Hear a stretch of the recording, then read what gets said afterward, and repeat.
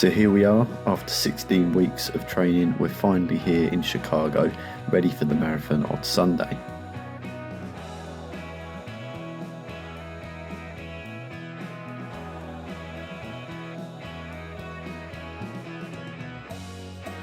I got to the expo on the first day that it opened, so it wasn't too busy. I got my race pack, got some photos and a hoodie, and then we headed off back home.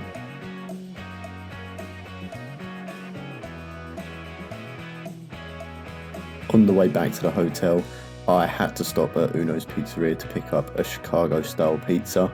I absolutely love pizza, and I've been dying to try this pizza for a long time now. It definitely wasn't what I was expecting, but it was delicious all the same. I definitely would get it again, but it was so heavy, I couldn't eat it. It was probably the first time I've not been able to eat a full pizza in one go. The next morning, I got up early and went to burn off some of that pizza with shakeout rum. I actually woke up and went out at the best time because I got to see this amazing sunrise along the city, right at Navy Pier, and there was so many runners down there. After my shakeout, we took a walk along the river as we had to get to Willis Tower, and along the way we started carbing up. The first thing I ate was this bagel with some cream cheese and then some hash browns on the side, and then after that we got a Slurpee and these nerd candies which we took over to the Willis Tower. Here's the tower that we were going to. We had to go up the lift all the way to the 103rd floor, where we got to hang out in the skybox, which is basically a glass box that overhangs the building. I am not very good with heights, as you'll see. I was eager to get out of that box. I was not enjoying it.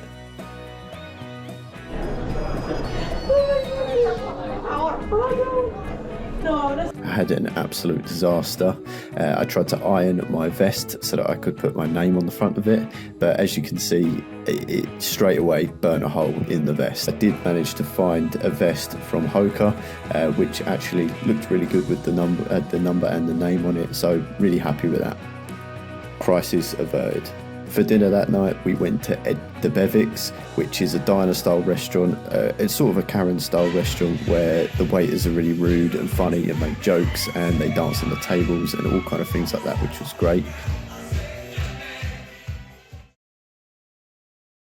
It's the day before the race, so we just took a quick walk over to Navy Pier, and then we moved on to carb loading properly, and I got these blueberry and lemon pancakes, which were the best pancakes I've ever had in my life.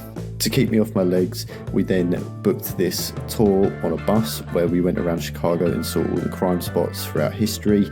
On the way back, we walked past Dunkin' Donuts, and I had to go in and get an iced coffee and 6 donuts, which I did eat most of them. I think my wife only got one.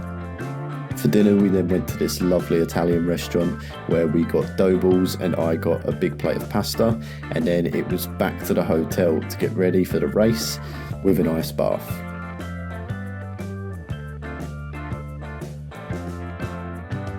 Had to get that pre-race layout done. I usually make my own gels, but all they had at the expo that was close to the thing that I make was these goo gels, which I thought were good, but very thick, very hard to swallow. My choice of shoe for the marathon are the Endorphin Elites from Saucony, which for me just work really well. I did used to use the Alpha Flies, but they gave me bad blisters, so I moved on to these and they've been perfect for me.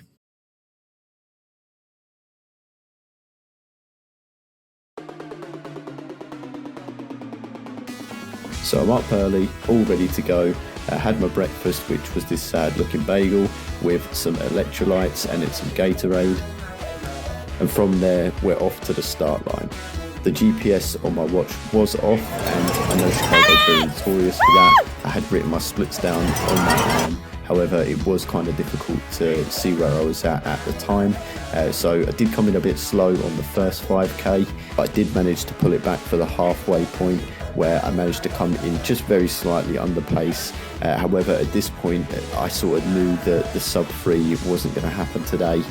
My legs were starting to hurt, and around mile 17, I decided that it was best to slow down, take the PB, and just be happy with the work that I'd done.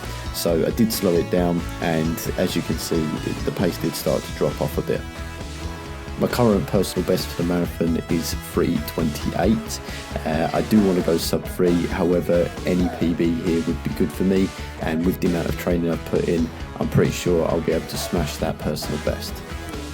Here I am coming up to the finish line. As you can see, my legs are really starting to go. They were pretty fine up until the last, let's say, 500 metres, until I got some really bad cramp. But I did manage to get over the line with only stopping very quickly once for a quick stretch of the calves. And boom, it's all done. 3:08.55, a 7-minute per mile pace, which for me I'm happy with. The last one that I did worked out to just short of 8-minute miles, so I've knocked off a minute per mile. I then met back up with my wife after the race. I'm so grateful that she came out here with me all this way just to support me. Well, maybe not just to support me, she did get the holiday as well, but she spent all day following me around Chicago while pregnant, trying to get some videos and pictures of me, and I'm really happy that she came out to cheer me on. That now makes it 3 out of the 6 major marathons. I've still got New York, Tokyo and Boston to do. Hopefully I'll get into some of those soon, and I'll be on my way to get the 6-star medal. The next day, neither of us really felt like doing too much walking, and we were going home that evening, so we booked this boat tour, which was a great way to see the lake. For anyone who's never been, the Great Lakes are absolutely huge. They literally look like an ocean, but they are all fresh water, which is crazy. That is one big beam. So now it's time for us to go home. We really enjoyed the city, had a great time at the marathon. The crowds were absolutely amazing. It's definitely one I'd come back to. I'd even come back to Chicago just to visit. It was that good. But yeah, at the minute, I think my mind's focused on the next marathon, which is going to be in April at Brighton. I'll be giving it another go for the sub 3. Hopefully, with a bit more training, we'll be able to make that happen. So let's see how we go over Christmas. We have got the baby on the way, which will mean I'll probably get less sleep.